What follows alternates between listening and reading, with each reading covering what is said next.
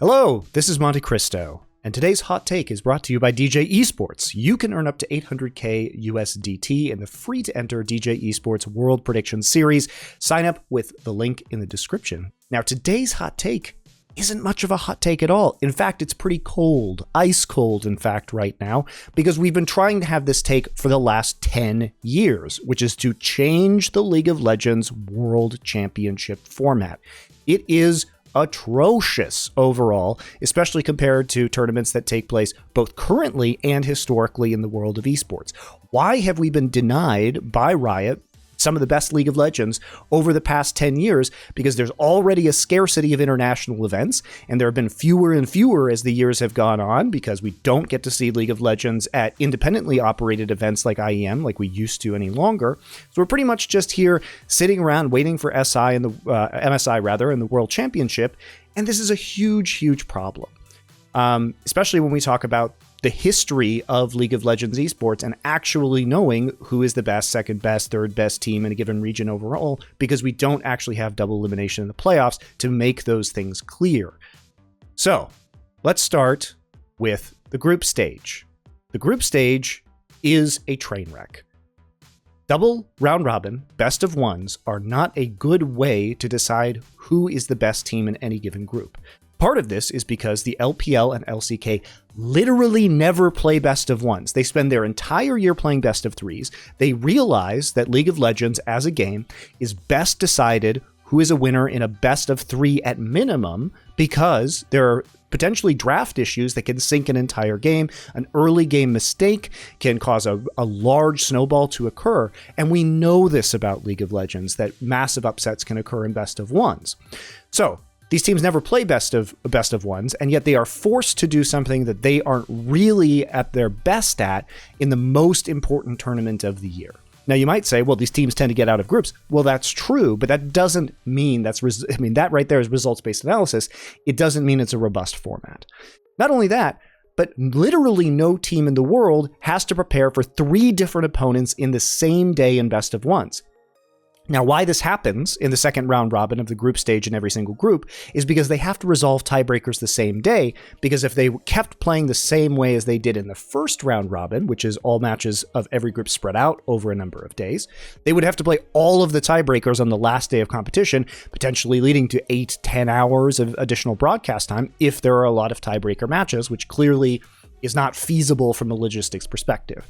Now, the easy way to solve this: use what we call GSL groups. You have a double elimination best of 3 bracket with 4 teams. This has been used in esports for decades at this point in time. Even before GSL used it, that's how we refer to it in the English language, because that's when it was kind of first brought to the attention of Western and English-speaking viewers in StarCraft 2 and the GSL tournaments that continue to take place, actually. So this format allows you to have discrete first through fourth placing. It would probably add a couple hours of broadcast time per group when it comes to scheduling, so it's some additional extra cost, but you wouldn't have the variable of necessarily having to play tiebreakers, because they wouldn't exist at the end of every single group, and you would get some really hype best of threes for like first and second place seeding. It would be a really exciting format and would be much more similar and robust to the way that the better leagues, LPL and LCK, run their own regular season matches of best of threes. Now, moving on to the bracket. Now, you may be wondering why double elimination is so important. Well, primarily it's to ensure that you have the most competitive final possible, or in the absence of that, you really know one team is dominant. You know, if one team beats another team, that same team comes through the losers bracket and then they lose 0-3, there is no question about who the number one team is. And in a way, it allows you to celebrate the glory of that team being so much better than the rest of the field. But regardless, it gives you a sense of who is really great, gives you some discrete placement of teams so that you kind of know who's the second, third, fourth best team in the world, more or less. You might be able to have some debate based on matchup as to, you know, the difference between potentially third and fourth place. But for the most part, it gives you a much more cohesive view about which teams are and what order they should be ranked in at any given time. Also prevents, a bad matchup from happening earlier in the bracket. And if a team draws a stylistically bad opponent for them, they could be the best team in the world, except against that one opponent. They get eliminated, and that opponent could be eliminated in the next round, but the team that's actually very good doesn't have a second chance to come through the losers bracket. So there are a lot of problems that having that losers bracket resolves. And frankly, just gives us many more hype matches, answers many more questions, and doesn't it prevents things like what happened in 2018, where KT versus IG, which was the best match of that entire tournament, happens in the quarterfinals, and then IG just goes and cruises to 3-0 victories over G2, and then Fnatic in the grand finals, and it ends up being extremely boring. Now, everybody would have wanted KT to come through the losers bracket and see if they could make it all the way back, from that quarterfinals loss, and then get in there and see if they could actually exact their revenge on IG, or if not, if IG would beat them again and then become the world champion. Now, the other problem that gets talked about a lot is because of the nature of the group draw, a lot of times you don't end up seeing very diverse matchups.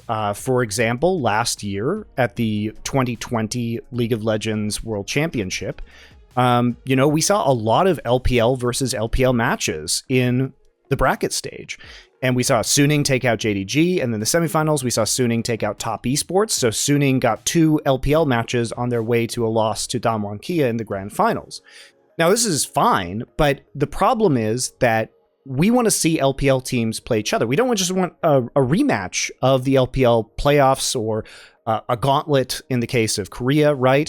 But even this year, we get matchups like, T1 versus Hanwha Life. And this becomes very problematic because maybe we wanted to see how Hanwha Life might do against a team like RNG, for example. So we at least get a better sense of the different regions, different styles. But we're never going to get that matchup now, even though that's what we could have gotten potentially in the losers bracket of this year's World Championship. And that would have been quite exciting overall, because we get to see more teams face off against each other and not just be straight up eliminated by their countrymen, right? Not so much a problem for the West, generally speaking, but if you want to see a lot of matches of the West against other Asian teams, or, LPL versus LCK, this really sucks. And, I wish we could have had more matches this year in particular, because unlike most other years of the World Championship, this year was all in Iceland. All the teams are just in Iceland. They don't have to move around to a different country in Europe every week like they typically would have to do at a European-based event. I say have to, but they don't actually have to. That's just a choice that Riot makes. I disagree with that choice because the live viewership is a very, very, very small fraction of the total overall viewership. So I think you should be prioritizing having more broadcast hours and, making a great tournament with great storylines rather than the 30,000 max, 40,000 max people that are going to be in one of these arenas. More realistically, it's probably even for the finals in a Western country around 15 to 20,000. Creates an interesting atmosphere, but it comes at the price of having a more robust tournament if the logistics and cost of moving everybody are actually cutting into the event itself and how you can operate the format and how you can make the best storylines and the best games, which should be the number one priority overall, not going to as many countries to entertain a few thousand people when millions are watching online, right? All right, so that said, you are not allowed to have this take. No one is allowed to have this take, which is if there is a double elimination tournament, then the team that's through the winner's bracket needs an advantage. No, they don't need an advantage. By going through the winner's bracket, they only have to play 3 best of 5s to get into the grand finals, and they are never under threat of elimination. Okay?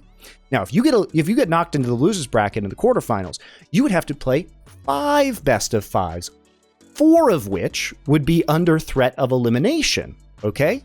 So if you have all of these additional matches, that is a huge disadvantage by any stretch of the imagination, right? You're talking about the stress of being eliminated at any given point in time, which is massive. You have to pull out all your strats. You really can't leave anything hidden because of that threat of elimination. And you have to play more matches, which means you've got more film. Your opponents can research you. You don't have as much time to rest. the possible losers finals to the grand finals, you could condense that time frame so it's only a day or two between those two events. So the winners team has, like a week off to prepare, to scrim, to hide strats, to come up with new things. Meanwhile, the losers bracket team is right up against the wall and they really have to push through to win. You do not need a game advantage. If you give a game advantage, then the finals can end 2-2 in real games played, and somebody will be crowned a champion off of that, which is deeply unsatisfying. And you idiots, you cannot do a bracket reset in a League of Legends best of 5. That could make the broadcast take another 5 or 6 hours if you get a full additional 5-game series. Clearly, that isn't reasonable to put the players on stage for potentially up to 10 straight games in a given day.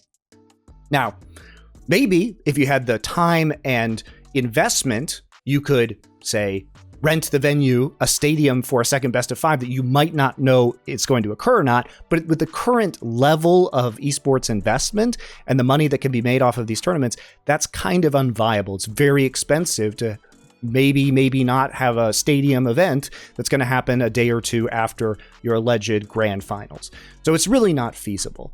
But it is an idiotic, moronic take of someone who does not know esports at all to say that there has to be an advantage. The advantage is built into the system, and no professional player or team on earth is going to say that it is unfair or that they would rather go through the losers bracket than have the significant advantage of fewer matches, 0 elimination matches, etc. that you get from the winners bracket overall. So I don't even want to hear that argument when it comes to the format. Double elimination is categorically advantaged towards the winners team already. And guess what?